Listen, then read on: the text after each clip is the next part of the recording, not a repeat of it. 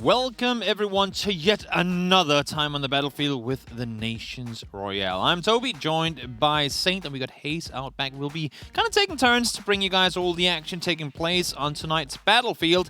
And as you can see if you're watching the loading screen, it will be Serbia and Turkey squaring off to start things off. And I mean, we've both casted these things before. It's extremely fun to watch. It is crazy. I don't think there's a game mode in any game I can think of that has more action in such a compact amount of time. Yeah, because that's kind of the thing, right? For those of you guys who might not have seen this before, don't leave. Don't be scared by the fact that no one's fighting early. I mean, if you play or have watched PUBG before, you might be used to that anyway. But this could be even longer. This could be like a full 10, 11 minutes with nothing. And then you go, well, nothing's happening. I'm just going to go get a cup of coffee. You come back and the game is over. You're like, wait, what? Once the first bullet's fired, like once the fight starts, chaos. I think I remember And then back we had a Gaka game versus, I think it was Poland and Norway, back in, I think it was last season. Yeah. And we got to phase 4, no one dead. Got to phase 5, there was 10 people left in the lobby. Exactly. It was manic.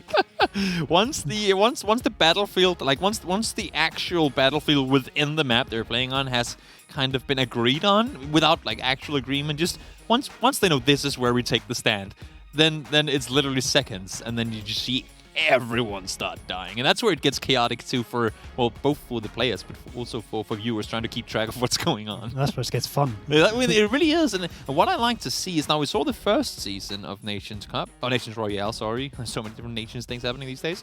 Nations Royale, first thing, it was a little chaotic. Teams didn't really know what was going on and whatnot. And then we get to season 2, and we get to talk to some of the team captains, and they go like, yeah, we've started doing this thing where we use different like Discord, TeamSpeaks to get like all these layers of information out. Because if it's just everyone screaming, like 32 people, remember it's 32v32, and if it's just everyone talking, there's no way of communicating. So I'm very, very excited to see what new takes they will have brought to try and get one step ahead of their opponents. I mean, it looks like it's just a fun game mode, but all these players play competitively. They all want to win this. Certainly competitive. Yeah. I mean, this is essentially you representing your country. I know it's no like official like World Cup tournament, but still, it's pretty. There's a lot on the line. Believe me, if you have like already ongoing rivalry between countries, and you can go out and say, "Ha! We beat you in this and that." I mean, that's pretty good. Well, who do you think is the team to beat overall? I would say Finland, just because of how many pro players there are. Yeah, but they got pooped on when they went to the finals last time. But I think we can take a look. I think we can take a look at what we're up for here. Let's see exactly what it looks like. This is the complete list of teams within EU or within Europe. Turkey and Serbia, they're sitting up on the top there. You can see the winner of that match will be playing the winner of Hungary and Slovakia. And then you can follow the list down. Norway, Switzerland, they're going to be playing right now. So essentially there's, I can't even count it up. 2, 4, 6, 8, 10, 12. There's 16 matches starting in, well, now. That's a lot of people taking to the battlefield and going to war, essentially. That is a lot of deaths as well. I'm eyeing Lobby 7 there. Denmark, Kosovo, Albania. Got to root. I mean, this is the only thing. Normally, you can't really be biased, but this is the only thing where I feel like, even as a caster, you have to be biased. And I'm looking, is there any way Great Britain and Denmark could meet? That would be in the semifinals. That'd be in the. Well, actually, the finals. They're in each their bracket. Yeah, that'll be in the grand finals. That's the final then. There we go. Oh, we'll follow it. Do you think? I mean, Great Britain. Okay, I'm going to talk to you as the Great Britain representative. Do you think Great Britain has what it takes to beat Portugal, maybe Spain or Latvia, and one of either France, Estonia, Finland, or Austria? I mean, obviously, as I said, That's a tough bracket. Finland has a lot of pro players. Yeah. But really, I'm looking at Germany as the big threat to Britain there. Okay. I mean, they don't necessarily have a lot of players right at the top. You know, they do have G2. Obviously, they got 4 there. Yeah. But they're sort of their contenders level and their like upper Open League level is. They have a massive region when it comes to competitive PUBG. I mean, they have. I think they're one of the. At least within Europe, them and France are the only non-English speaking like communities that really has a voice. I mean, you see it all over the time. If you follow PUBG, you can see them all the time. We are playing, for those of you guys who don't know, a Wrangle 1.0. So we're sticking to the older Wrangle to start things off. Then we hop over towards Vikendi. I always think it's funny because it's a map that no one really plays a whole lot, and now it's changed too. We get to see actually some, yeah, I like it too. Sanhok, and then we go to nearer angle, and then we go to Miramar. So thank God, guys, that they kept the older angle in, because we get to play both of them today. Now we have 5 maps. Now we have 5 maps for BO5. It's perfect. We might not get to see all of them. We might not get to see Wrangle 2.0 or new, or just I guess now we just kind of just call it the Wrangle. Right? It is just a Wrangle. It is just a Wrangle now, and then Miramar. We might not get to see either of them, depending on, of course, how things will turn out. But it is a BO5. We're going to be covering one more after that, and I'm just crazy excited to see it all come down. But I'm looking at this. Do you see any way that this isn't a 3-0 for Turkey?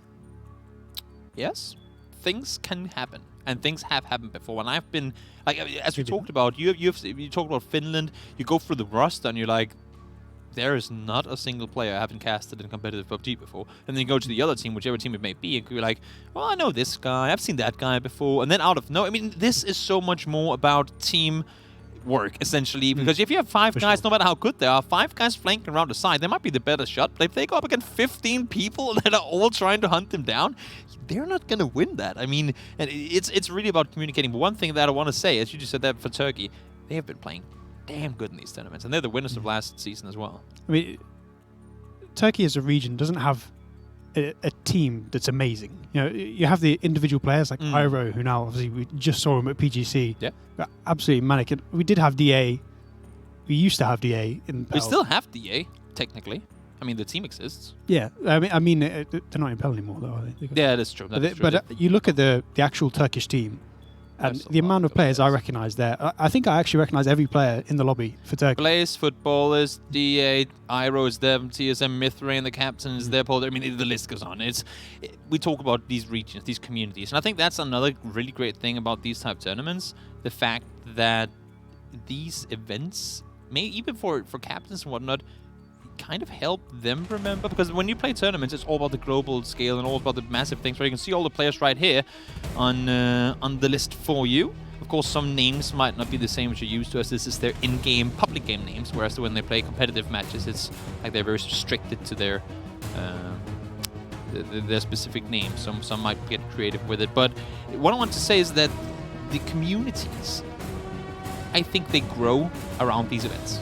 Well, Turkey is a very tight-knit community historically. You see a lot of these players, changing teams all the time, rotating between players. They all know each other. They've all played together. And then you go to regions maybe like Great Britain, who has some players right at the top, right at the pinnacle of PUBG, and then everyone else is sort of so far behind them that they never really played with each other. So this is the first time some of those players are playing together, bar maybe another Asian Royale tournament. So how does that dynamic work? Yeah, that is the thing, right? Because I'm thinking, how much does it really matter if they've played together before?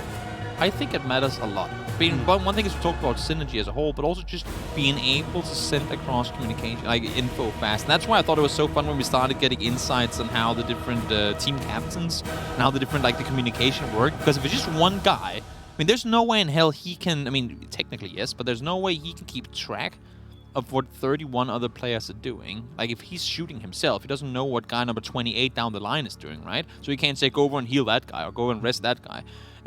You need to have, the big overview, and since, well, we don't have one guy, that could actually be kind of funny. If there was a way to get a guy in the observer slot, but he could only spectate his teammates. Like, if there was a way to, you can't see opponents, just so you could only see what his teammates are doing, like the commander seat type thing, that could be kind of interesting. But to an extent, that single player can control the macro player of the team. Exactly.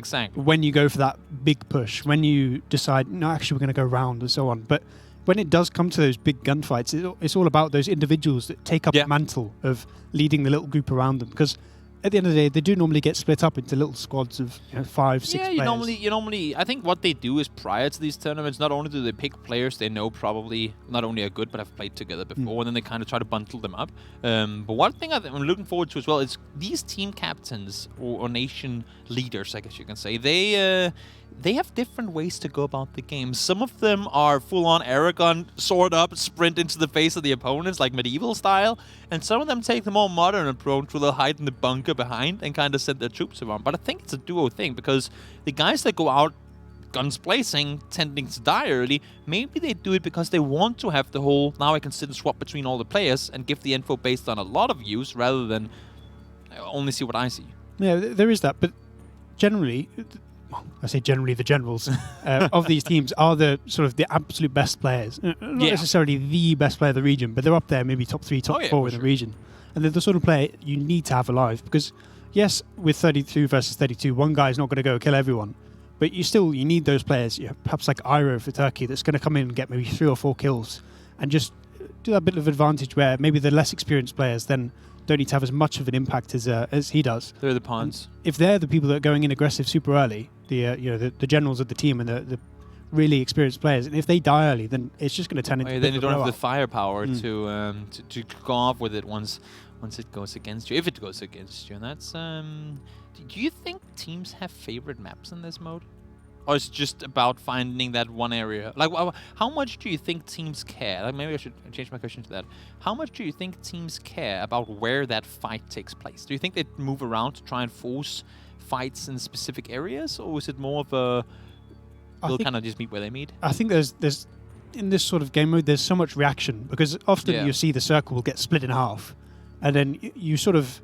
The game decides, this is the attacking team, this is the defensive team, based on where the circle goes. True. And you don't really have that much of a choice of when you take their gunfight. It's more about how you do it and which specific point you try to take out. So you have this big defensive line, you look for that chink, and that's where you need to hit. And really, I don't think there's much planning you can do. Yeah, true. You're right about that. One thing that I did want to say, and that's, for me, very specific to Erangel, both the old and the new, is, speaking of circles... I want to know which team gets, prioritizes, I guess you can say, military control. Because the few times we have seen the games go down to the military island, if it's only one team there, the other team... I've only one time seen a team not being on military win a military game in Nations Royale. I think it was the British team that managed to win, because I think it was the French, they just did not defend at all. Always were the other way around, I don't remember. But that's one of those...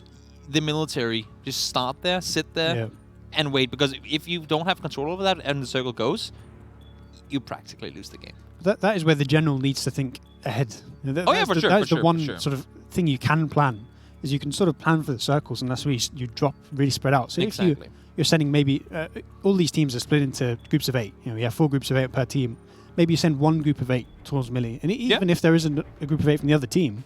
You at least get some control. Maybe you control one bridge and use that as a funnel to get everyone into the circle. Well, the plane is taking us straight over the island, and you can see a lot of players out already. So I think you're right in saying that both teams will send their, scouting reconnaissance groups down towards the military island.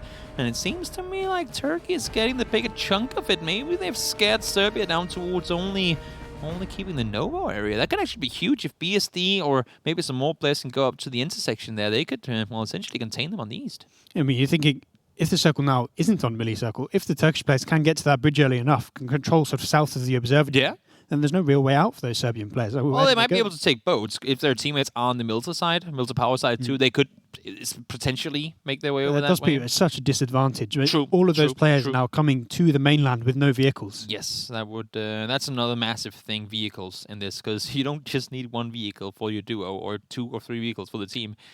You need a hell of a lot of cars in order to really go out and do anything. 32.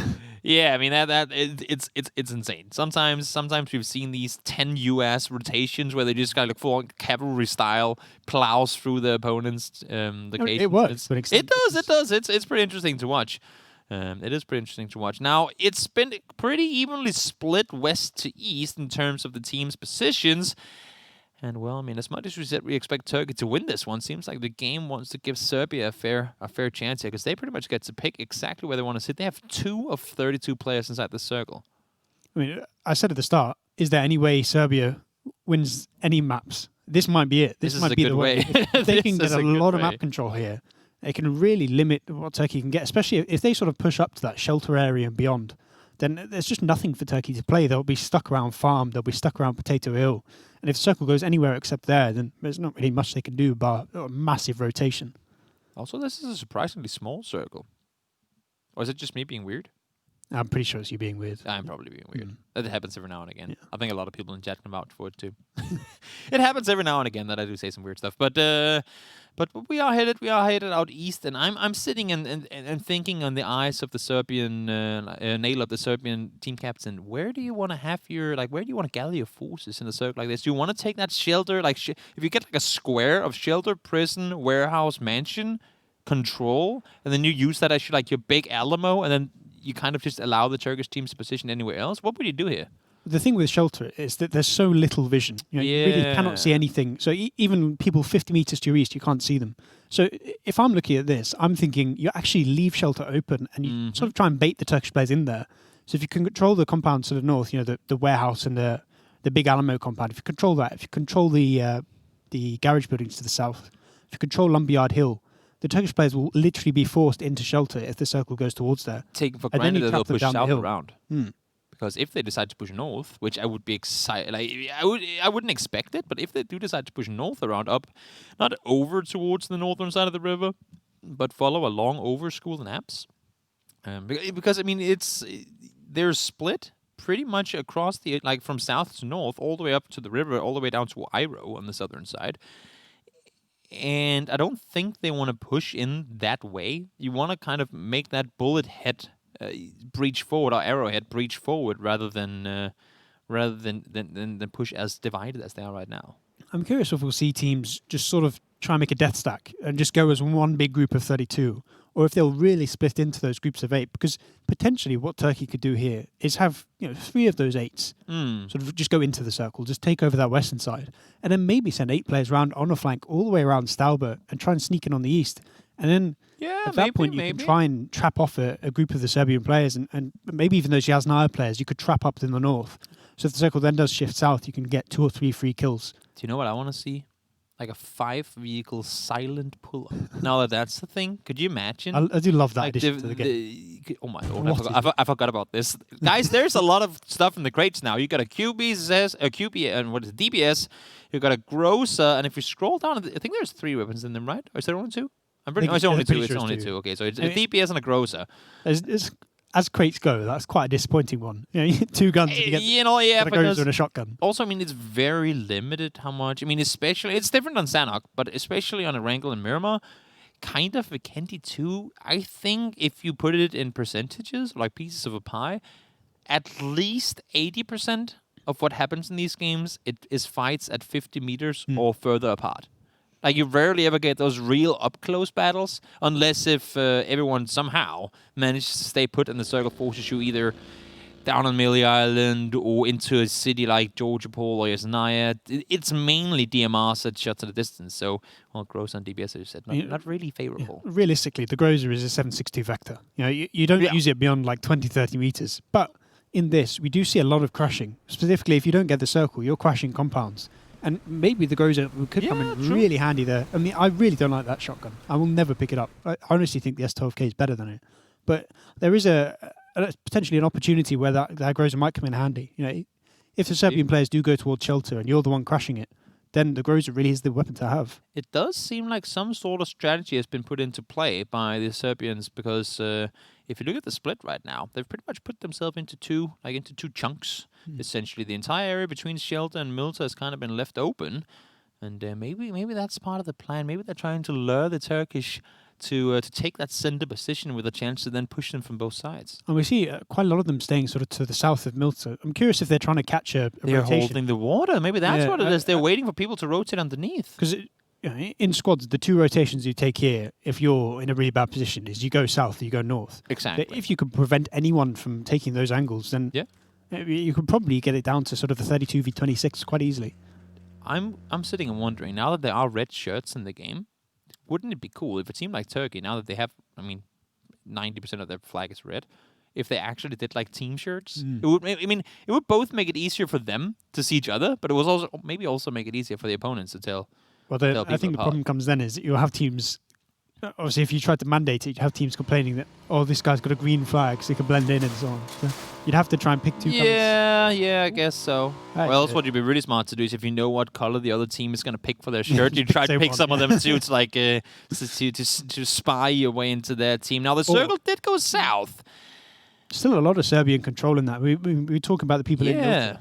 So But there is a lot of opportunity for the Turks to maybe get into farm, get up onto the good old Raptor road. Actually, kind of surprised with this circle shift that we haven't seen any of the Serbian players take over farm. Because essentially, at this point, you don't really need Milta anymore. The thing with you sent the entire Milta branch up to farm. It is in the valley. And I personally really don't like going there in any game mode. Obviously, to an extent in this, you just take what's available. But if you're in farm and the circle shifts away, it's so hard to leave. So maybe there's this idea from the Serbian players that we don't want to go down there because we don't want to get stuck.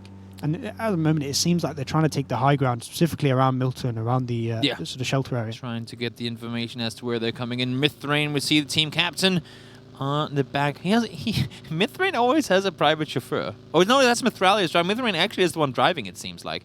We've seen so many times where Mithrain's like, peasant, take me to the next circle spot. Oh, that's not how you want to... That's my kind of driving. That's not captain. Maybe that's why he has chauffeurs. Oh, maybe that's why he has a driver, because... He's been taking lessons from Frost. Could be. Now, Turkey are making their way in, and as you said, very correctly stated, they do not have a whole lot of control in this one. They're staying far on the western side. We've yet to lose a single player. Serbia did connect with 31 and not 32, and 6 more beautiful deaths seems to be the ones out to try and gather some info. Some might call them midst of doing DA rotations. If I'm Turkey here, there are 2 places I want to get. I want to get right on the south side in the sort of the mini farm compound, it's called, just to the west of Milta. And I also want to take control of the dirt road where we see sort of the central point of this the Turkish push coming in. If you can get control of that road, A, you get a lot of vision, and B, you get a lot of rotation. Ooh, that's... Ow. What? Okay, so I said that you don't need Milta. I think right now, Serbia, they need to take some, they need to prevent, they can hold them off. They know that all the players are west of them, and you can see how many players from the north are pushing down now. They need to go down and hold that entrance point to Milta. And now the decision is, do you stay on the edge of the circle and try to just completely hold out those Turkish players, or do you just go and try and take all the power positions? And it looks like Serbia are focusing on the power positions, on the warehouses and the wizard towers. The way that we've seen Turkey play these tournaments before is if you give them just the tiniest bit corner of a nail, they'll take your entire left part of your body. I mean, they are playing so aggressive in this, and they're like, you want to fight? We're gonna come for it. And I don't like the way that Serbia is playing right now.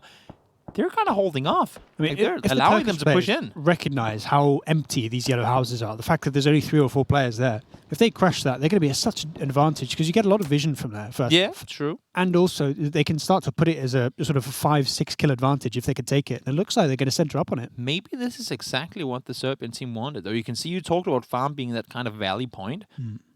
They're essentially all in the valley. I mean, this is Simbo and Mufasa right before all the ruthless animals comes running. But what Serbia needs to do is they need to put more players towards Milta, towards those yellow houses, towards where we see the players sort of to the north of the Turkish players, because there's a lot of opportunity for these Turkish players to just do a big grouped attack onto one of these positions just to get 4 or 5 kills for free.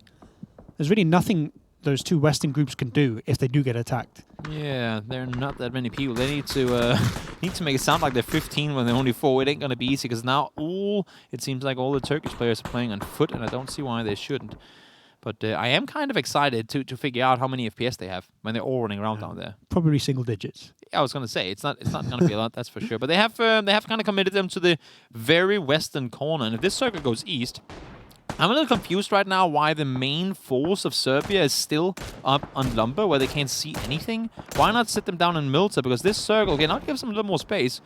But now the Turks have to go to those yellow houses. Yeah, and why do they only have so few players in that area? I mean, if you're Serbia in this, you don't want to have all your forces hiding up on the hill, essentially. Well, it actually does look like the Serbians are backing off. You see one guy at the yellow house now and one guy to the north. So it looks like the Serbians are sort of trying to play for that late game, which is something we don't really see much. So maybe this is a sort of a strategy that they want to play. I mean, it is a strategy. I just don't know if it's the smarter one, because they're essentially they're doing just what we said before. They were the team with the command. If they get the entire left-hand side of the road now, Turkey, they're going to be the ones with the backs against the wall in the next circle. I mean, you look at this now, it's essentially a 50-50. Does it go west, does it go east? Yeah, there is a little bit more room on the eastern side of that road, which will make it slightly easier for Serbia if it does go that way. But if it goes west, then Turkey have just won the game. This is going to be super fun to see. As we said, guys, despite us not having lost a player, there was one, I think it was BSD knocked on I think it was a vehicle earlier. Yeah, exactly. Other than that, there hasn't been anybody down so far, but we're 12-12 right now. I think when we reach 15 minutes, we're going to be losing quite a few. They're using all their utility on this house because the Serbian players like there must be players there.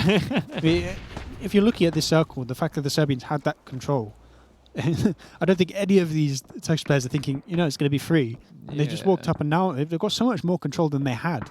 Just with no aggression. This is the only reason I could make sense of them backtracking so much is because there is a really open stretch from the road up to that eastern side, and they will have the high ground position to kind of count it out. Now, that's a nifty crate. Turkey gets one more of those. Better than the other one. Yeah. But it does require that the next circle goes hard northeast as well, and you can't really bank on that. If you get sort of a centralized circle, or if you get a western circle, even a southern circle, then it really is a 50-50. Yeah. I kind of want it to go south, just where we have that sort of yellow houses, and the Serbian players will focus on the Milta area, because it will sort of turn into 2 trenches. You just cannot peek this. I mean, Calendar, there's like 16 ARs or 16 DMRs looking at you. We got our first kill. Navik has gone down. MF4 finds himself once. That's going to tie things up at 31 apiece. And the Serbians actually are... If you look at it, the fact that they have all this high ground on the east means that there's really not that much cover for the Turkish players to take in the open. You can see, I mean, this is the perfect view. This is a perfect view right here. If they have to cross that road, they're going to be running into essentially turrets that are already lined up. You can see how they've positioned all around the wizard houses, all around the different hard cover positions. And I'm feeling kind of bad for Shadow and his teammate down here because they are very alone. Yeah, I mean, they're basically lambs to the slaughter at that point. You know, their only job is to try and get one or 2 knocks before they die. So they are the bait. Essentially, it's wave 1 in any game with waves. You know, like the one that's like, why did they even have at this wave? And I'm looking at this, and you have like 10 players at least in this northern compound for Serbia. And whilst it does have good, whilst it does have good vision, I sort of want them to have maybe a few more in those southern compounds, because now if the Turkish players recognise that there's not that many, if they can get a crash going now, maybe take that centre compound, then they could actually still win this. Turkey's going to send it to the east. And we talk about that's when there's another thing with communication. Reaction, you have to be so fast. You have to be able to react so damn fast. And right now, I mean, now the Serbian players are coming down to stack up on these 2 different positions. But look at how far the Turkish players have already made it. They're essentially inside the circle. Mitralia spots one. It's going to be PSD to find him. Shadow does go down. The lambs for the slaughter have indeed been killed. Now Rista with... Rista has the gas can. No, I thought Rista was going to shoot the gas can and take like X amount of Turkish players with him, but that's not the case, unfortunately. And now this is where things start to get chaotic. Yeah, but this is where we're just going to see knock after knock after knock. Yeah. It's a 31-28 advantage for Turkey at the minute. But you look at that circle, the amount of map control that the Serbians have in these compounds, they can start to sort of enfilade. If they can position a lot of players around foreign, this entire area just becomes completely open to the Serbian players. It's going to be quite interesting to see how they decide to play this one. They're all caught, except for Free. Free is kind of doing its own thing up in the northern side. Now he's getting shot at too. But all the Turkish players, as you can see right here, are kind of caught down around the checkpoint or the roadblock towards Milta. And with this next circle, if it goes northeast, this could be a slaughter.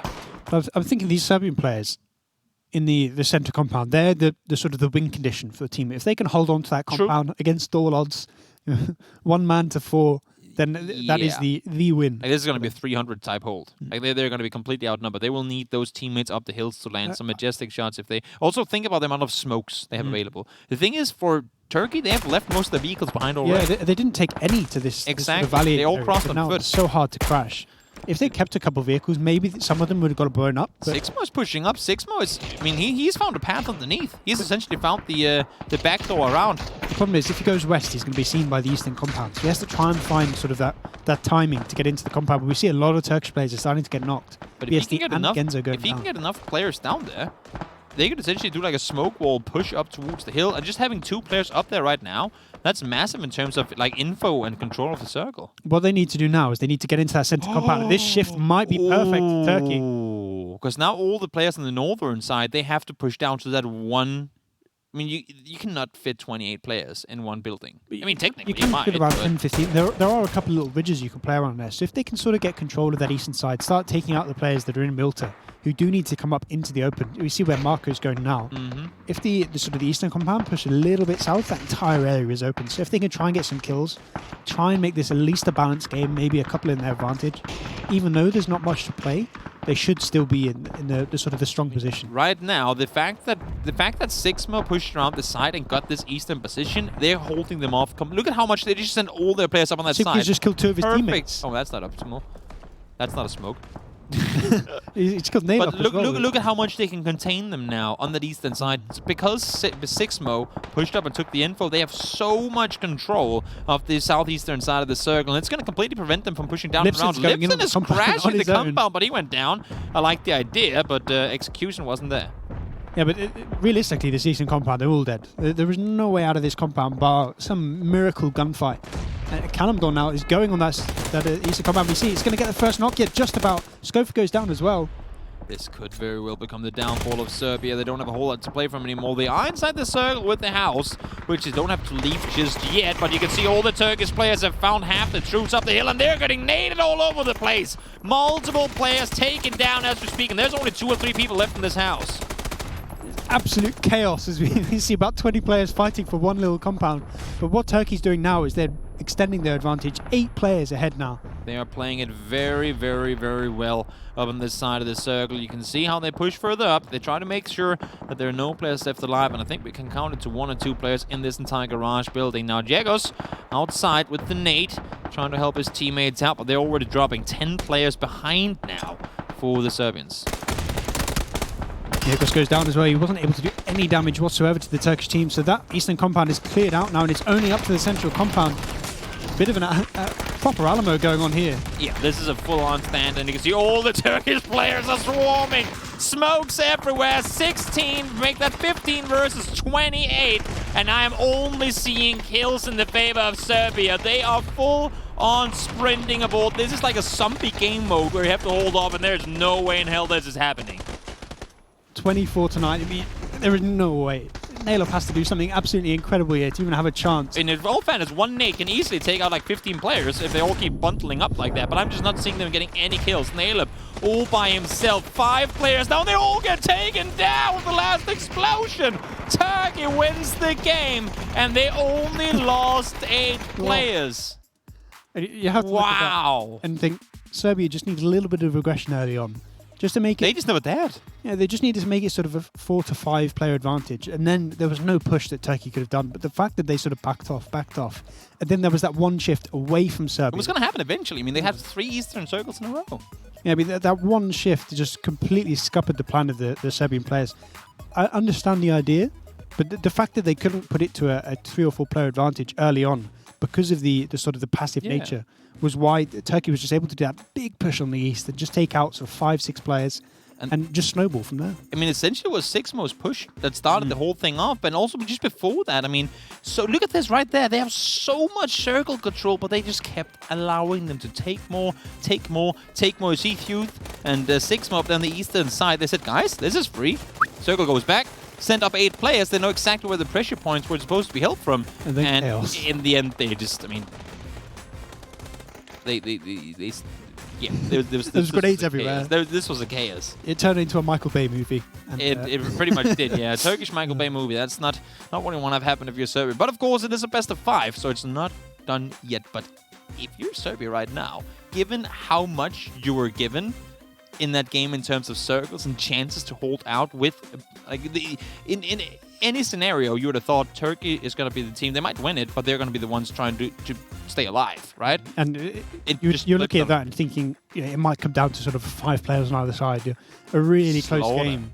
But no, it was, 24? I think Turkish players survived that. It was just a misplay. I think it's the only way. Massively, yeah. But it was the first game of the series. I don't recall Naila being the captain during the last seasons when Serbia was playing. Honestly, don't know who it was. I don't think it was, but it goes to show that, Mithrain coming in with 3 Nations Royale tournaments on his belt, he knows. And obviously, a lot of the players playing have played in this tournament format before, and with every single time, like it goes with everything else, experience matters. And dictating and extending around that many troops, it might just have been too much.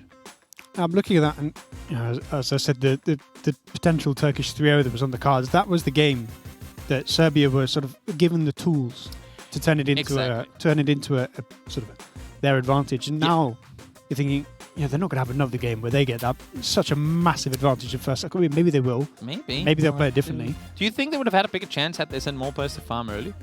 Because all the Turkish players did push south around. What I would have done is, we saw they had that central compound, and they had the yellow houses, and they sort of had a concentration of yellow houses for quite a long time. Yeah. I think if they'd sort of had 6-7 players in that, and sort of kept everyone else fairly close on the eastern side, they could have at least made it to sort of 3-4 player advantage towards Serbia. And even if they'd lost players at those yellow houses, as long as they traded successfully and got that little gap, that's when Turkey can't really do a push, because they just get overextended, and then it's like 2-3 players pushing 6. True. I mean, it was a crazy start to a game that probably should have been on Serbia's side, but unfortunately not the case. We'll see if they can make it back. Guys, we're going to take a short break. We'll be right back real soon.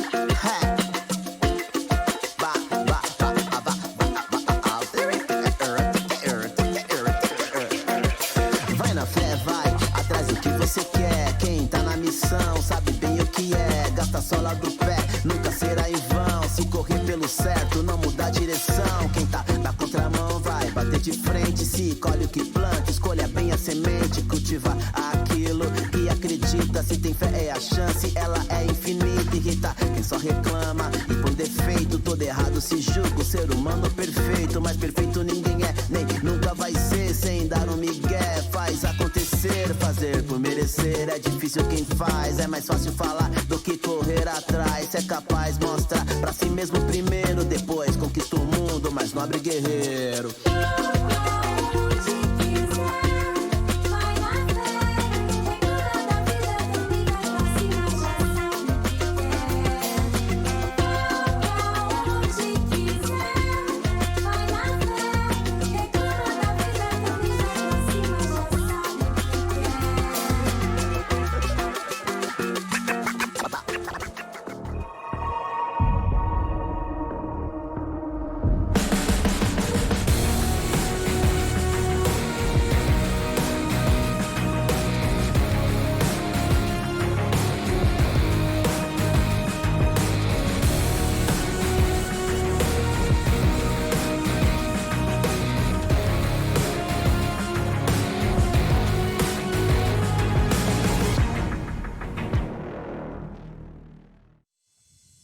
Turkey takes the first game in what probably could and should have been a Serbian win had it not been for the aggressive playstyle for Turkish that we've seen so many times before. I'm Toby, joined now by Hayes. We are a trio, me, Hayes, and Saint. We've got pretty much the entire tournament covered for you guys. Yeah, pretty much. It's gonna be interesting. Obviously, Vikendi coming up now.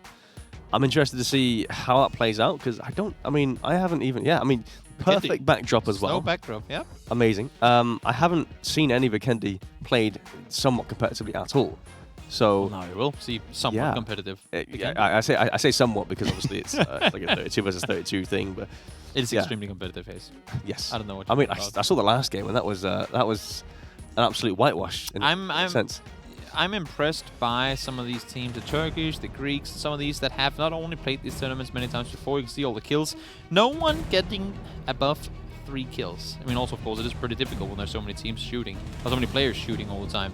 But Kalimdor, Derek, Sixmo, a couple of those guys that decided to push out east managed to also rank up the most kills. What I was going to say is, I'm very impressed when I watch some of these teams and how fast they have learned to react to different things.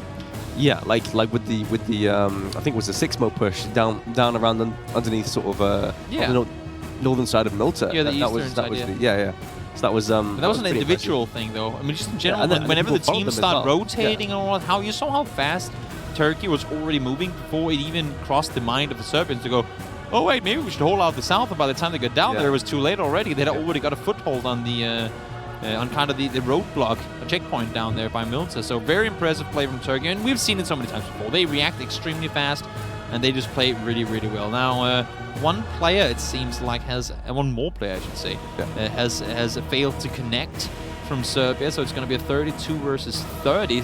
So if things weren't hard enough for them already, they're now in for a snowy game. It's snow in Stockholm too. It is, yeah. We did have some Hayes snow. don't like it. He's a British guy. Don't like the cold. I mean, I'm used to like 5 degrees. I'm like, that's so cold. Like 5 degrees, that's freezing. And I come over here, it's like -3. I'm like, okay, this is a bit too much. Yeah, those 8 degrees, man. The real difference maker. Yeah, it is. I mean, it makes a big difference. It does indeed. Now, for those of you guys who might wonder, how come Vikendi is a little colder these days with more ice on the map? That's because there's been changes to the map, and I actually like the changes that have been made. I've been saying for a while that I'm not necessarily go out on a limb and say, we should have Vikendi in like in the pro leagues and whatnot, but I wouldn't mind it being tested somehow. And I think this is a perfect way to at least allow for players to run around and test out the terrain and have you guys watch some competitive PUBG on the map. Yeah, I think in the last patch they obviously edited it a small amount, just so I think it was I can't even, there's so many players on the map I can't even see the name of it, but they've hot dropped. Football is under fire. Shadow gone down already. Kalimdor finding one. There is 3 or 4 different places where these teams have landed on top of each other. Last game it was so evenly split with west to east, and this time around it seems to me Like, well, I mean, you said you hadn't seen a whole lot of Vikendi. It seems like a lot of these players haven't played a whole lot of Vikendi since they landed on top of each other. Yeah, I don't think they really know where they want to drop. Yeah. I mean, I guess they all want to drop here, essentially. A lot of them do, at least, anyway. I can't really count up who has the numbers right now, but it seems like Turkey is in a pretty good position numbers-wise inside of Goroka. Yeah, it looks like one of the Serbians has gone down. I think I'm not quite sure who went down there, but he's out of the count. But yeah, there is quite a few Turkish players in and amongst the sprinkled Serbians around the edges. So yeah, I was saying about Mount Kresnik. That's the one that's been reduced there. Yep. There we go. Another knock comes through from Serbia Rista, knocking down Huith. Yeah, so Turkish player on his knees. Hopefully he'll get some sort of backup. Tari is looking around, trying to provide some sort of assistance, but actually gets the spin around on towards Giga. Great shot there. Wow, super nice turnaround there.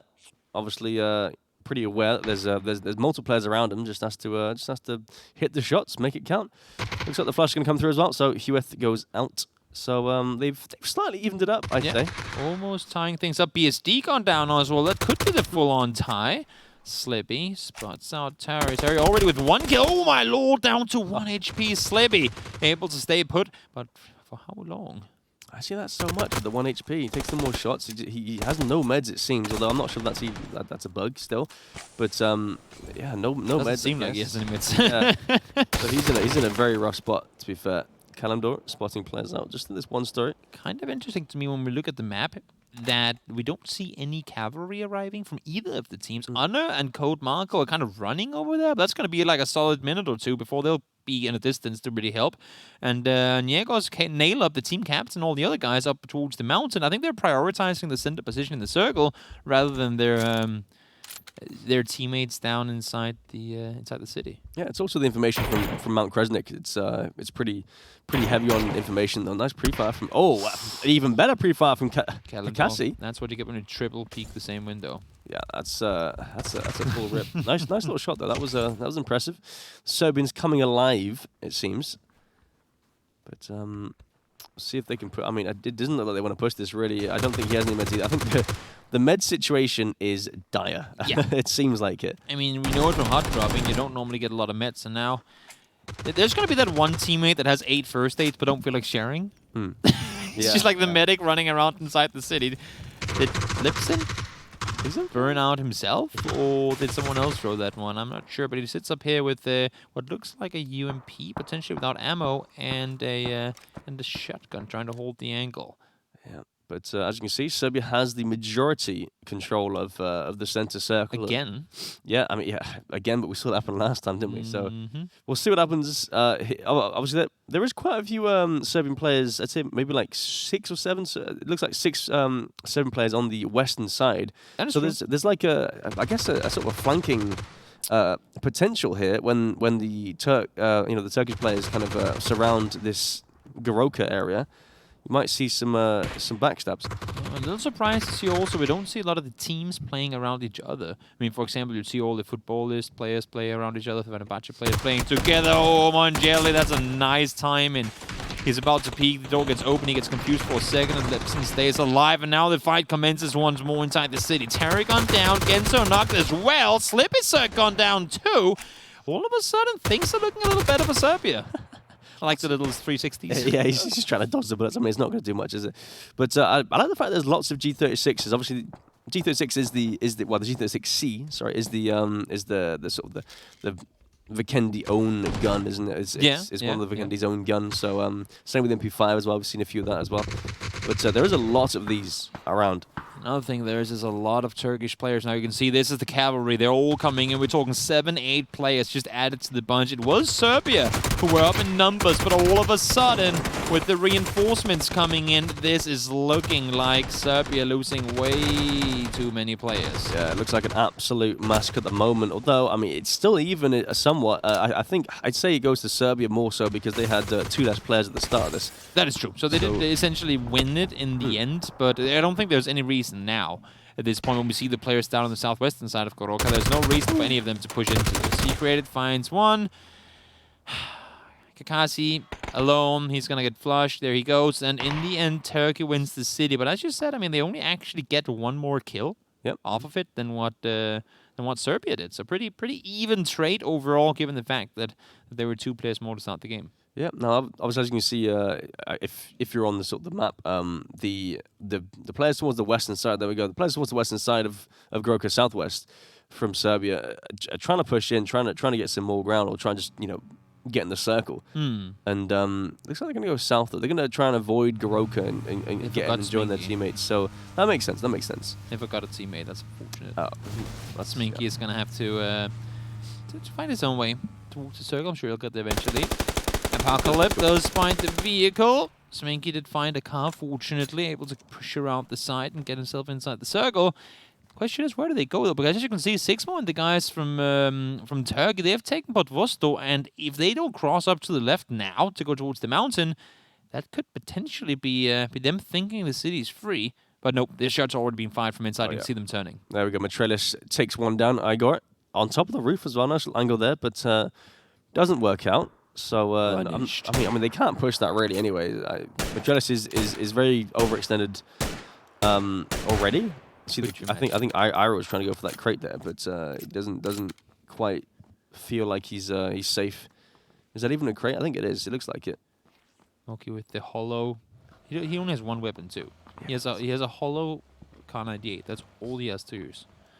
Not optimal. It's a little World War II-esque. World War I maybe even more with bolt action and nothing but that. I don't think hollow sights were a thing during World War I, but no. Something tells me they weren't around back then. I think there was some sort of red dot or something in World War I or II. I don't know. I'm not gonna even try because that's why we need tension. He's the guy with all the weapons expertise and knowledge. They can go. Oh, Toby, by the way, back in 1962. I mean, he can go on for days. Yeah. That's not at all what it sounds like. But shout out to him. He's a good fella. Good dude. Niegos just taking some pot shots over the players. I think that's I'm trying to get to grips with the surroundings here, just because I don't really play much Vikendi, so it's hard for me to know exactly where they are from the FPP point of view. But you call yourself a caster? Yeah, that's true. We don't get to see a whole lot of this map, and it goes for the players too. I mean, I don't think they get to play a whole lot of this map either. So, as many angles that we can get surprised by, confused by, players can get wait, what? You can hide here, or wait, what? We can sit here. And all fairness, in a map or in the tournament format where there's so many players in your team, the better you know it, the better you can push your troops around. Oh yeah, and potentially up your chances for winning. 100%, yeah. I mean, you can see on here now, obviously, it seems like, I'm not sure if Serbia's done their homework, but they obviously know that Mount Kresnik is the hot spot to get information and kind of know the whereabouts of the Turkish players and see their movements. It looks like they kind of got sort of a line across the mid-south side just to cut off the players trying to get through, or trying to push through at least to get some more ground. But we'll see where the next circle goes. 'Cause I'm curious if it goes way north, if we'll see a long rotation around to try and get more control on the north side or something. Have to wait just a little while longer before we'll figure out exactly where these guys are planning on playing the circle from. Smash, I think it is, on his snowmobile. Might want to keep that one on the snow to not ruin the chain underneath, but. What do you call it? Somebody a chain. It's like a track, isn't it? The track, yeah. I'll probably give it the name. Don't want to ruin it.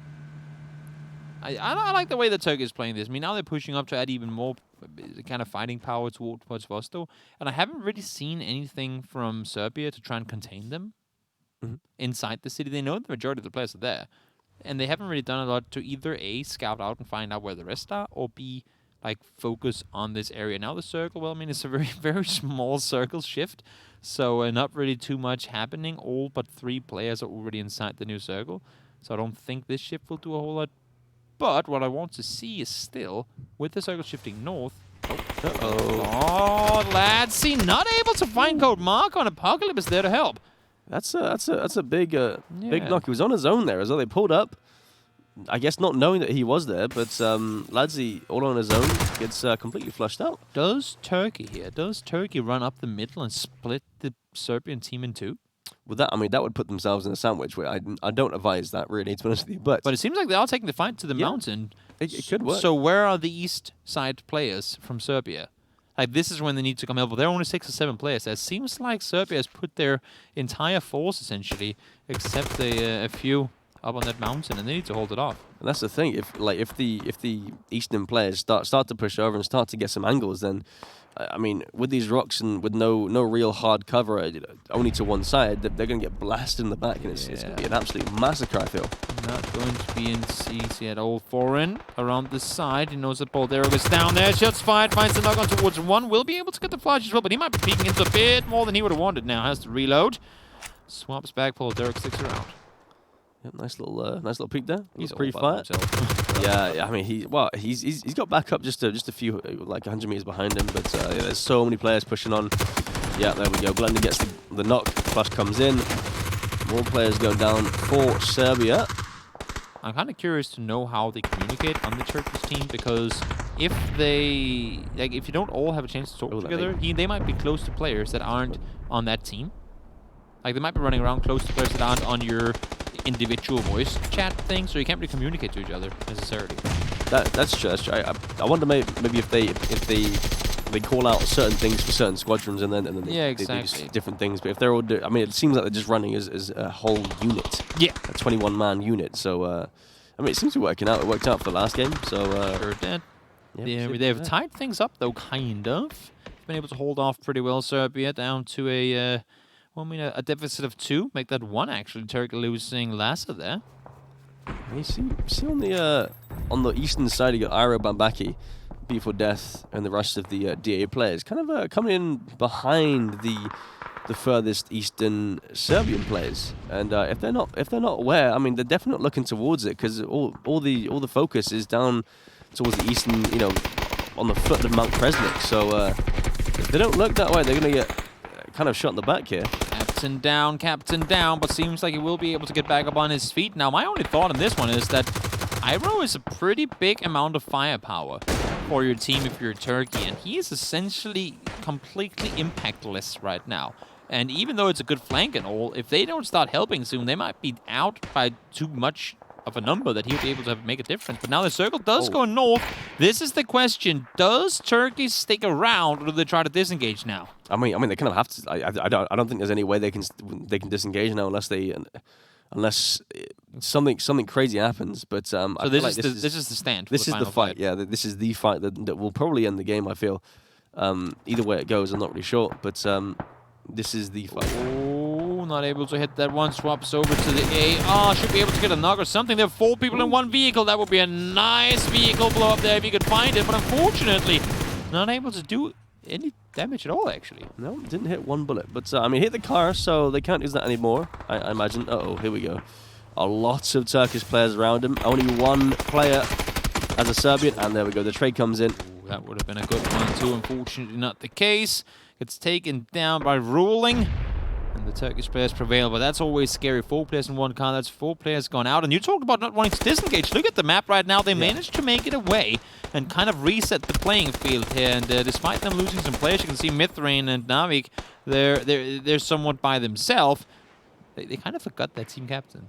Yeah, I also feel like Turkey's realized that this circle can possibly cross over the other side. Yep. So they're trying to get all the sort of the bridge control, so that when it does, if it possibly does, they'll it'll be an absolute massacre as Serbia tries to come across. And that's exactly what we talked about. Play it smart, play it for the terrain, play it for the win, not just full on YOLO into those fights that can get you killed. Simki, fall down to low HP, has 2 firsts, and he needs some help from teammates, and you can see they are coming down now to help 1v3 right now, but teammates are engaging.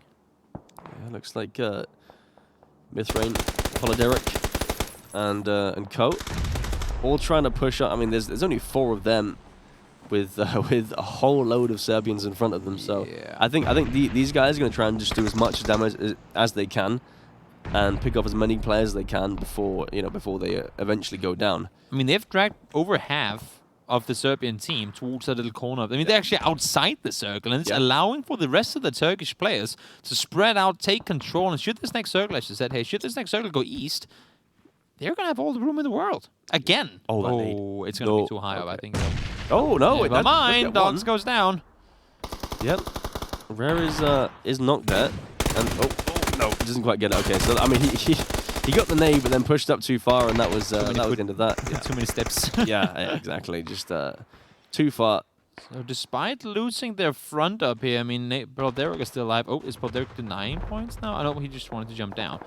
Despite them not being in the best position, it allowed for the rest. Look at the split off now. The entire team of DA Turkey that is now left remaining are in a position to completely pin in the remaining Serbian players. Yeah, it's actually pretty impressive. I think this is. Yep. Look at the circle shift. Yeah, there we go. All of the Serbian players out now. They all went hunting for 3 players, and they're outside the circle. All of them now. And if FreeNP realizes this, he's just going to back off. Yeah, and this is the chess game that we were talking about. I think just yesterday we were talking about this. You know, this being some sort of chess game, and here it is. You know, they've played it correctly. They've had people, players like Poloderic on the southern side distract them so much to the point where now look at the control. No Serbian player is inside the circle. And now it makes sense, guys. For those of you guys who've been watching movies and go, why did they have to sacrifice the hero? You know what? This is why. Sometimes one must fall so 100 can live. That's how it goes. And seems like Turkey are in a, I would call right now at least, somewhat of a game-winning position. Exactly. Bambaki. They are split up. Yeah, they're all trying to push and just give them zero space at all. This is actually, I feel this is kind of risky because obviously you got this mass, I guess, conglomeration of Serbian players pushing towards just I think 5 players of Turkey. Oh, there we go. One goes, yeah, that's the one player that was the pain in their side. Yeah, now they're all in front. That's the lone survivor. Exactly. Polderok, the man behind enemy lines. You guys go down, nail up the team captain. Trying to dictate his troops around. Has been outplayed, at least in terms of territory, by the Turkish. But them only being 13 alive now, I'm thinking maybe they're split too thin. Could be right. I mean, if you see the sort of spread up north, Kalimdor, and I think that's a beat for death as well, way up north. They're going outside the circle to try and do some sort of flank, but there's nobody there in sight to really shoot or kill. Essentially the same that we saw with Iroh last game, where they had a good position in terms of their circles, like where they were sitting, but they didn't really have an impact on the fight that was going on. And right now, I mean, this is the first time in a little while that we've actually seen Turkey be ahead in terms of players alive. So they have managed to get themselves a 1-kill lead. And now is where it becomes tricky for Serbia. They need to make their way down this hill, and you can see Turkey just waiting for them. Yeah, so much control there. Nunzo, he's making a move for something. He's got his vehicle, and he's pulled up to an area in the middle of a lot of Turkish players. He's actually been knocked and flushed, though. It didn't quite work out too well. There's your flank paying off. Kalimdor finds himself a kill. He was one of the players after 6 modes info came across that decided to flank around the last game too, and it turned out to be very, very effective. See, they have the high ground position here, and they're trying to pin down those Serbian players as best as they can, and it's working. 13-7. This could be a 2-0 position for Turkey real soon. Because remember, knocked players don't count before they're down, and that's one more. 6 against 12, outnumbered 2-1.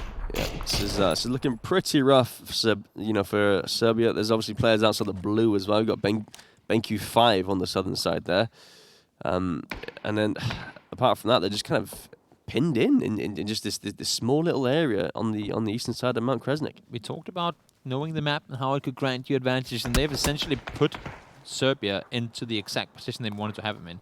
Right now, they're completely pinned down on the very corner of the blue. Circle's going to start crossing in now, and none of them are inside. This is a perfect play for the team of Turkey, and the only player that can really make a difference now is going to be BenQ, but he's in the blue and he's far down south. If he can get down those 2 players, Rolling and his teammate, he goes down to blue, not going to happen. He was actually knocked as well.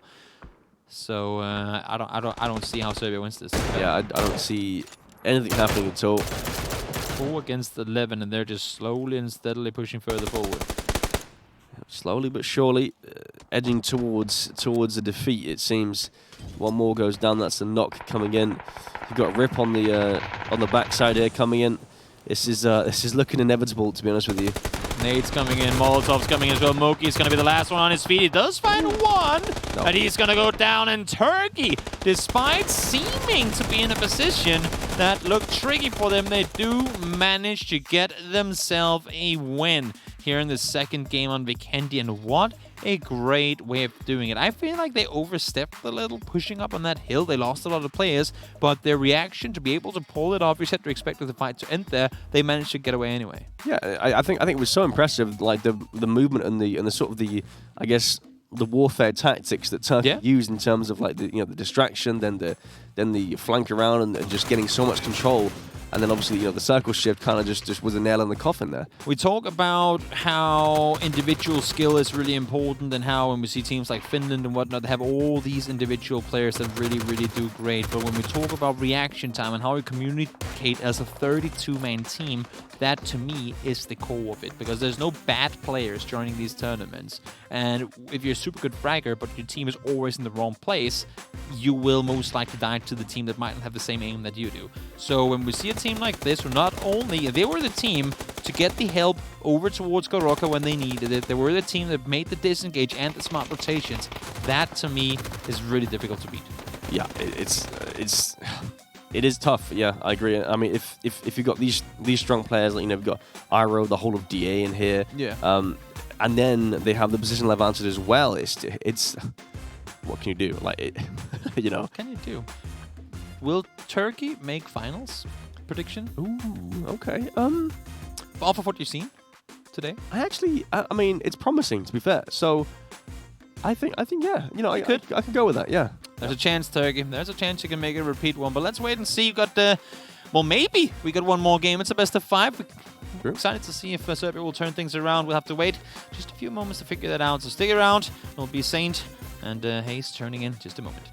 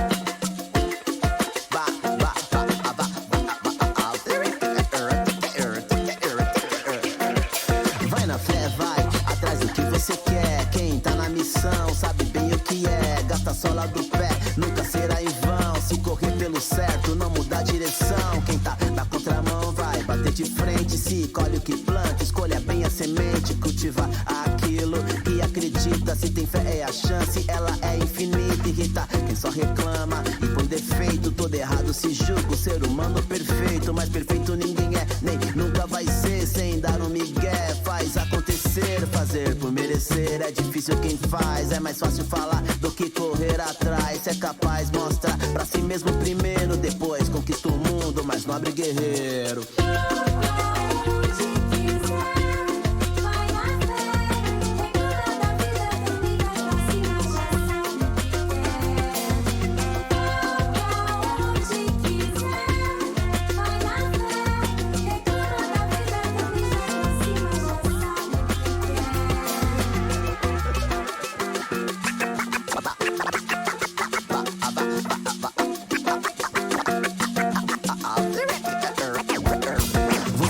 Você faz, esse é o conceito de quem assume a responsa e bate no peito, não basta ter fé, se não se movimenta, nem o teto se mantém sem o pilar que o sustenta. Tenta, até conseguir, se a fé não remove a montanha, ela te ajuda a subir, progredir, a cada passo dado, evoluir, resistir, o peso do fardo, o obrigado atrai tanta coisa pra agradecer, a vida dá um pensamento pra vencer, enquanto só reclama, só chama mais problema, deixa o mal fluido solto e o bom cheio de algema.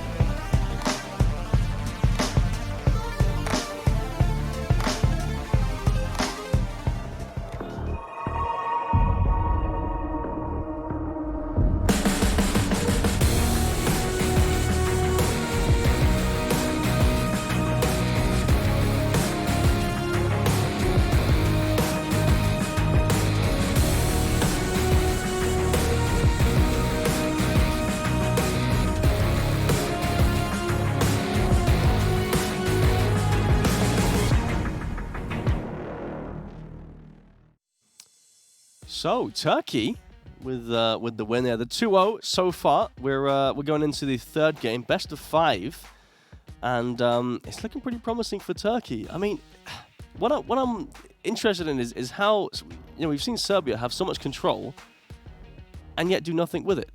Yeah, there just seems to be that sort of hesitation where that final push can come in. It just doesn't happen. We saw it game 1 where they could have had those yellow houses and they could have probably taken out 4 or 5 Turkish players very quickly.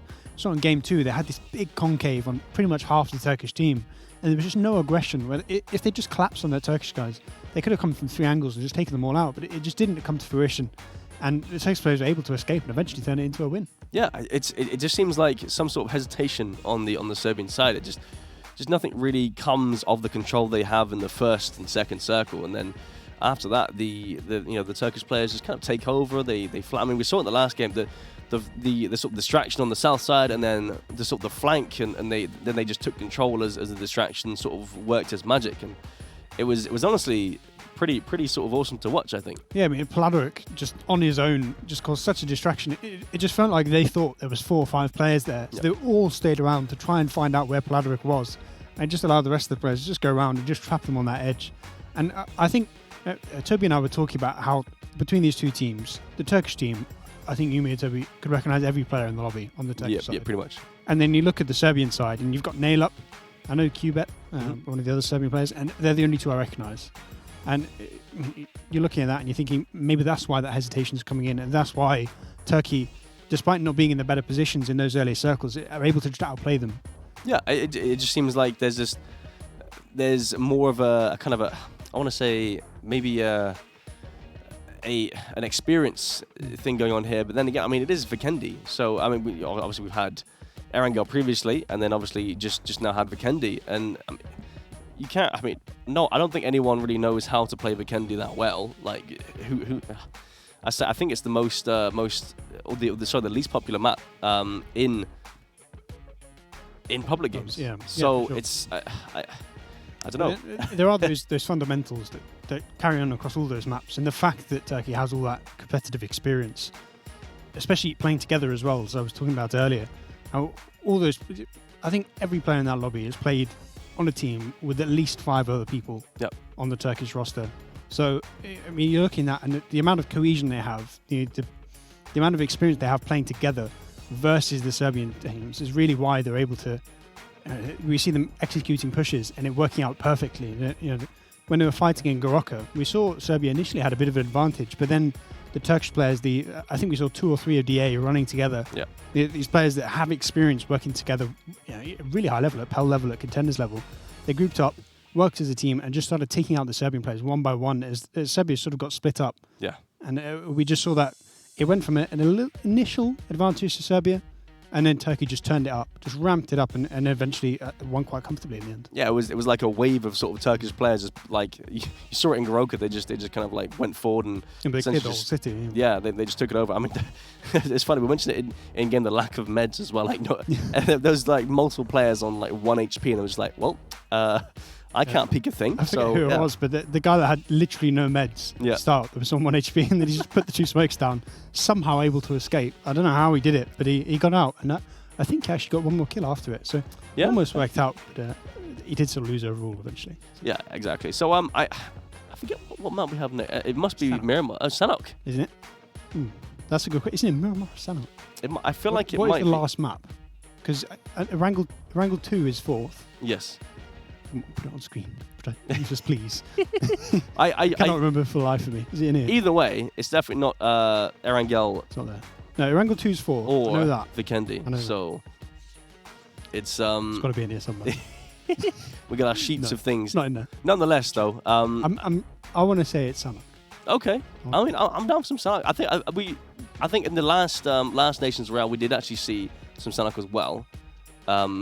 And that was pretty interesting. Obviously, with the rolling hills, and obviously there's so much difference in terrain. So I forget who it was against, but I remember specifically a game that Poland had that I was commentating, where it was around the Paradise area. Yep. And we saw this massive 20-player flank come out from the Polish team. They went all the way around Paradise. I think they were literally on the south. They went all the way around the east side of Paradise, around the north, onto the west side, and came behind the team they played against. It just destroyed them. from behind. They had absolutely no idea what was going on. Well, there we go. Scoreboard. That was for game 2. The previous game we just saw. You see the kills for both teams. Some players obviously with no kills. Turkey, actually, the majority are on the sort of the top side of things. You know, you've got Rip and Calendar up there with 3 and 4, and then obviously Serbia not quite getting that many more kills. Obviously because they lost, but at the same time it's more even, I feel. Yeah, I'm looking at, I'm seeing Rare and Nailup, 2 players from Serbia with a lot of experience at the competitive level. Neither of them got a kill. Whereas you compare to the Turkish team, obviously in this game, a bunch of DA players didn't get kills, so Laza didn't get a kill, but these sort of experienced players like Kalimdor, like Gluttony, players who have played at least at the contenders level, are getting sort of successfully traded. You know, they're not just dying for 1 kill, they're getting 2, getting 3, and that's where Turkey has the sort of expertise in gunfights. It's just not quite there for the Serbian team. But then again, I mean, you have players like Mythrain, like Smash, and 6mo, and all those guys that don't have actually any kills as well on the Turkish side. So I mean, then again, it does just happen to be that, you know, sometimes you just don't get any kills, and like your teammates just do everything. And I was right, by the way, it is. Yeah. Oh, Sanhok. Yeah. Okay. Yeah. So it is confirmed to be Sanhok. I'm never wrong. I've never been wrong. God damn it. Apart from the times I have been, but we don't count those. Yeah, no, that's it doesn't matter. But yeah, pretty interesting play path as well. But yeah, Sanhok is going to be the map, and yeah, we did unique. Yeah, because obviously the vision that you have is pretty limited. Yeah, I mean, yeah, it's pretty much non-existent in a sense. So how do you feel like this is going to play out then? Do you feel like there's going to be a lot of sort of wishy-washy fights where things just kind of happen? Well, the thing in squads and in duos that makes Sanhok so confusing is the fact that you don't have that vision. But the fact that there are 32 players on your team, yes, you can't see beyond maybe 50 meters, but if you have 32 players that can't see beyond 50 meters, suddenly you can see a couple kilometers. So teams that are successfully spreading and successfully communicating should be the ones at an advantage. I also think Sanhok, particularly in this 32v32 format, is the one that relies on the circle less, just because of how close you can get, how successfully you can engage onto the other team. I think for once, I really don't like Sanhok in squads. I will publicly state that, but in 32v32 it is ridiculously fun to watch, just because you can do those like massive 10v10 pushes. They actually work out quite well. Yeah, I mean, I think you're actually quite right there. There's something that's sort of like opened my eyes a bit in terms of like how Sanhok actually works in the 32-32, because yeah, you are right. You can sort of spread across a pretty wide area, and then you get information, which is a place particularly where it can be really important is if you look to the south of Sanhok, when we get to the map, all the way from the river pretty much to the quarry, there's this one massive ridge. And if that's fairly central circle and you can get control of the entire ridge, you can see the entire map, like everything that is in the zone. So that is the sort of situation where a successful spread combined with good communication could turn into a really good game for you. That is true. But there we go. The plane is obviously on its way out, and the Turkish players, they're going for that northwestern island and the western area, but it looks like there's going to be a fight in Bootcamp already. And Painan, by the looks of it. Oh, wow. I think the entire Serbian team is splitting those 2 positions. Yeah. Trying to control the center of the map, and it may turn into a bit of an early advantage by Serbia. If they're going to be playing sort of 15 versus like 4 or 5 here, then I think Turkey in for a really rough time here. I'm also worried about the loot for Serbia though in Painan. Yeah, there's so many players in this. We call it Lobster. Well, some people call it Lobster. I just call it Big Red or whatever. It's a lobster. Yeah, fair enough. But yeah, lots of players inside Lobster. I can't imagine they find that much loot. I mean, it looks like they've all got guns though, so fair enough. And the circle does pop, centered around Cave. Already a Turkish player is going down. Mythrain's out. She created as well. So 2 players down for Turkey. We spoke about aggression needing to come in, and this may be the perfect opportunity for Serbia to make a comeback. Yeah, that nade did a lot of damage, but didn't quite get the knock. I was quite surprised that was so close, but didn't get any knocks there. Rista, Kakasi pushing in as well. Pretty aggressive. Oh, the flank. He's getting one down, but he can't get the flush in before he's taken out from behind. Serbia's getting 5 or 6 kills here, uncontested. And realistically, the only way you can turn this into something successful is if you at least get the 1-for-1 trades from Turkey, and it's just not happening. I don't think any Serbian player is going to get knocked and flushed. Kakasi did go down, but he's going to get rezzed up. And now it's Bambaki and Iro, I think, the last 2 real contenders to fight against these Serbian players. They need to start trading kills here. You've got a few more DA players left. Mr. Iro from TSM there as well, just holding off Bambaki. He's got a lot of work to do. There's a lot of players in that warehouse, and they're all pushing out. Merck gets the first one down, and the second player, I think, is going to go down. Bambaki can hit his shots. Yes, he can. So 2 coming back. Can they get a third? They can. 3 down. So suddenly, from a 5-player advantage, it's going to go down to 2. Rare goes down as well. Bambaki going off here. Gets 2. I think actually gets 3 knocks. Yeah, he hasn't flushed his second kill yet. Now Iro's going to get another one. It's all going wrong for Serbia. The entire kill feed is just Turkey, Turkey, Turkey, Turkey. Lots of turkeys and. Well, isn't it Christmas? And Thanksgiving. That is true, actually. Yeah, that's quite funny. Nonetheless, though, Bambaki, nearly hits the other one as well. If he'd hit that. Yeah, I think he ran out of ammo too. Actually, I think he had 0 out of 0 there. Just about escapes. But yeah, you look at this, and it's still the advantage of Serbia. They're 29 to 24. There were some trades back from the Turkish players, but not quite enough, really, to turn this into a successful gunfight. They need to find another position to try and bring the numbers back to even. And this might be the game where Serbia comes back. Yeah. Dulik. 6mo's been found out here. Dulik spotted him. Should be an easy kill. 6mo. Yeah. Oh, wow. Down. Instantly spotted out, and looks like the flush coming in. And that's going to be, what, 21 to 29 once Mert gets flushed out as well? Yeah, it seems so. So they have full control of Bootcamp. It seems are on the western side, and then Libsyn, I think, towards the northern warehouses. And there's even more players pushing out from Painan from the south. So it seems like the majority of Serbian players is trying to take control of Bootcamp, even though it's not, it's not inside the circle. Well, I like this from Serbia. The sort of the commitment to that early gunfight. We saw game 1, game 2. It was the hesitation, the lack of aggression in those early circles that really cost them towards the late game. And now they've taken an advantage that they saw. They sort of chose these 2 job spots to center on. And the fact that the Turkish players didn't back off from it meant that if the Serbian players could have been aggressive, they could turn it into an advantage. And that's exactly what's happened. 11 Turkish players going down for only 3 Serbs. So realistically, you're looking at the Turkish team, and they've lost a lot of their big players. And big players, arguably their best player, Iro, going down. He did get the knock, but I'm sure he's not going to get that kill. No, I don't think he will. Yeah, the advantage definitely does grow. You're right. So full control of Bootcamp now, and the only closest player on that side of the island is the Enderlost or the Venderlost. And he's in it. He's going to get the whole world of hurt. If he makes any noise there, he's going to get a lot of bullets his way. I'm looking at this now, and for the first 2 games, we've seen Serbia be in a position of power, be controlling the sort of the strong positions in the circle, and Turkey have been the aggressors. Now, Turkey with the 9-player disadvantage, but they do have that centre circle. They've got the good compounds. So maybe if they can set up a trap on the Serbian players, if the Serbian players can't get those successful engagements going on, then there could be a bit of a comeback on. It's certainly not over.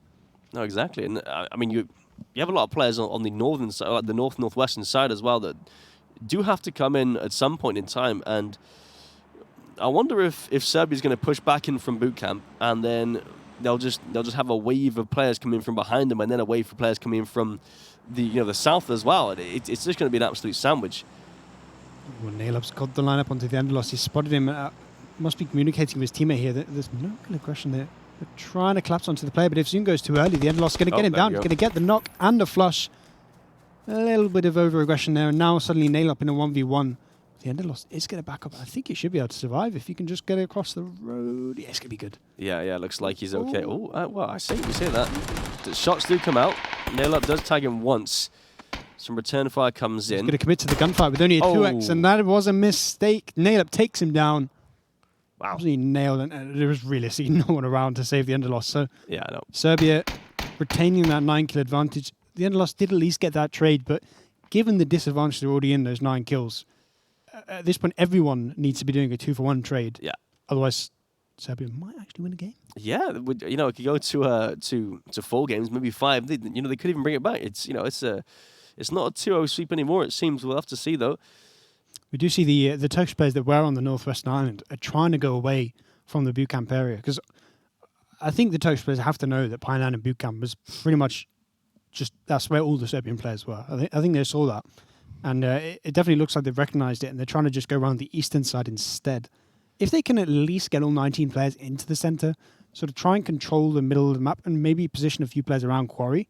Then if the circle does go east, which we'll see in just 10 seconds, if it goes east, then it's going to be really difficult for Serbia to get in.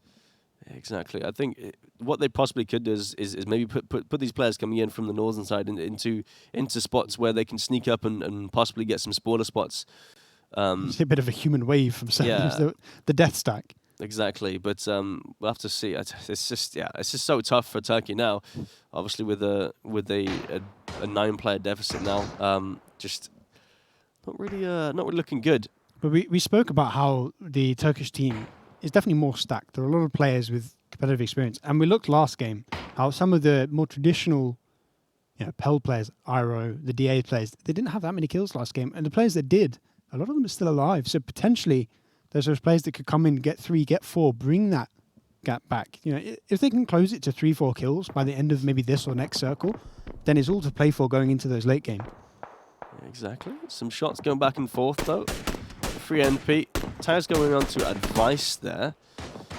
Just shots across this hilly ridge, just southwest of Quarry. I'm surprised there's no one on the west here, given how it's essentially 40% of the circle.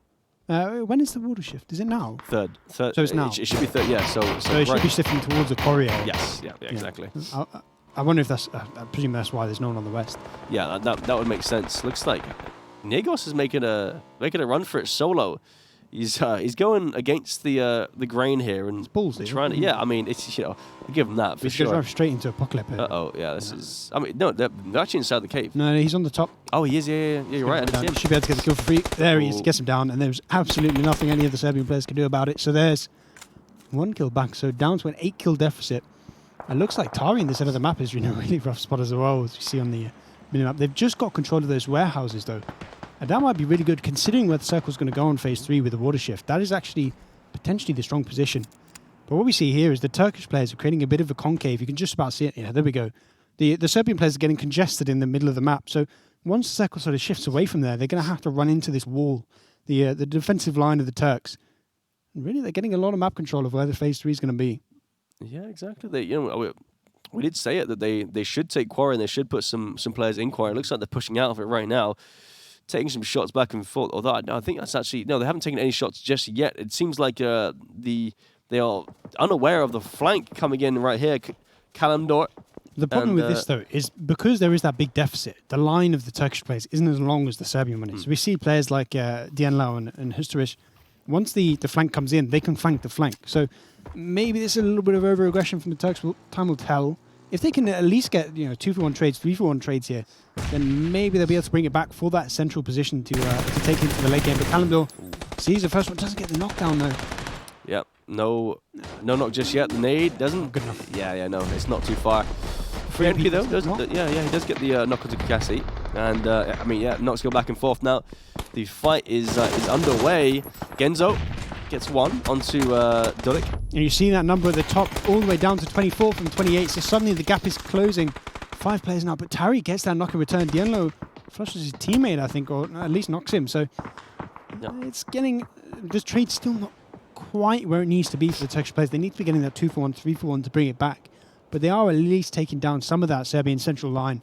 It's all about whether they can keep doing it. We see the circle goes all the way northeast now, so both teams pretty much dead center. It's all about who can get the map control, all about who can get those flanks working, and it's all about communication now. No, exactly, and I think for Turkey, as you said, about trying to do these 2-for-1 sort of trades. I think that just comes down to using cover efficiently and just getting one knock, backing off, and healing up if you need to, using your utility, and then pushing back out and getting one more, and then doing the same thing over and over again.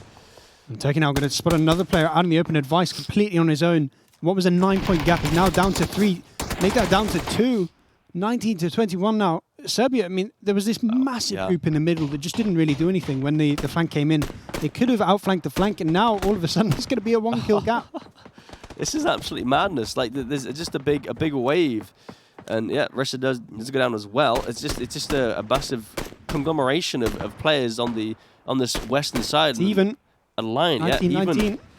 This is getting interesting now. This deficit is gone. But if you look at this map, the Turks are spread out into this big line. I was talking about the map control and the vision, and now they have so much vision over the center of that circle, and they're forcing the Serbians back, forcing them towards the edge of the circle into one little area. We do have these little flanking players, Swedish and Apocalypse, but realistically, as a solo, you can't really do much in this. Maybe get a 2-1 trade at the least. But Lipsin gets a knock into the unknown.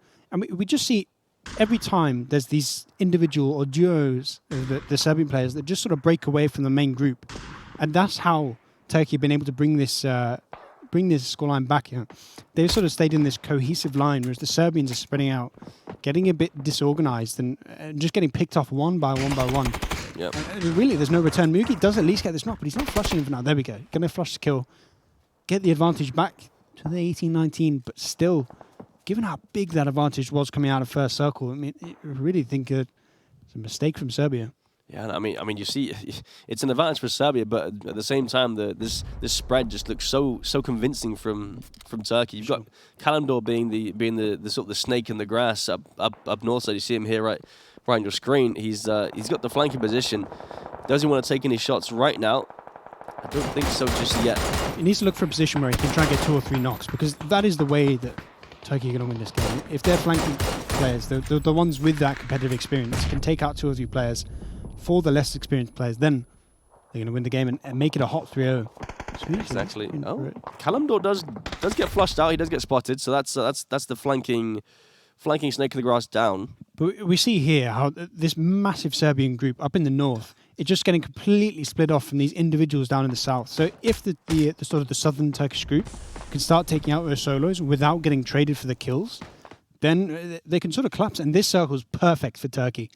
Yeah, literally just splits the circle in half. They have the whole majority essentially, and there's a few a few Serbian players on the northern side, just trying to do something, get some flanking shots. But the south is completely cleared out now. The Turkish players can all collapse on this just sort of single quarter of the circle. The northwest, all those Serbian players getting stuck in this one little compound and just sort of the hills just next to it. The Turkish line just really strong with the spread out, took that map control, and they have not only the centre, the entirety of the east is now free. So as long as the Turks can sort of contain the Serbians, keep them in that little area, then I can't see anyone except them winning the game. No, Tari does spot out some players just to his south. Has he forgotten he has a QBU? I think he might have. Oh, spray comes in. That's my kind of spray right there. Getting attacked up by Slippy Zerg actually from a different angle. I'm not quite sure where they're coming in from, but it takes time. Actually, it does get a knock and a flush, so fair play. Use the M4. It did come into good effect for him. And the advantage still won to Serbia. So we saw it sort of collapse to the 18-18, and now Serbia just got that little advantage again. But map control still firmly in the favour of the Turks. 100%. Yeah, Crate drops down just to the south there. So I mean, it's pretty much free for Turkey. I don't see there's any opposition around to contest it. So that's a free crate for the Turks. What we see is the Turkish players on the south are actually just clearing out, just making sure that east is free, because once they know all that area is free, they could turn around and they could just completely group up on this northwest. So Apocalypse and Laza looking to sort of clear it out, looking to get as much information as possible for their team. Yeah, Lazi knows there's a player behind these rocks. He's got the 3x, but he's not peeking. F's is not doing much at all. Some shots come back and forth, but I mean, as you said, yeah, they're just trying to clear their south side, and then they realize that there's so much free space that they can just push up and take so much more space, more than they already have.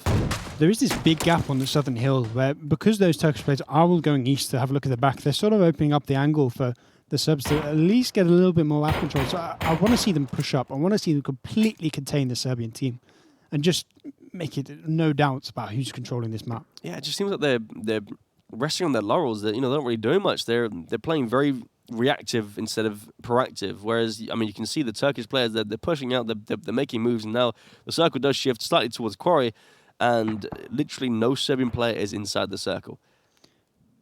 I'm looking at this now, and if Frino and Nuna continue to extend here, they're going to sort of push it to a 3 Serbian advantage, unless they can do something magical. But is anyone looking? I don't think any of the 7 players are looking, so maybe this is going to be the play.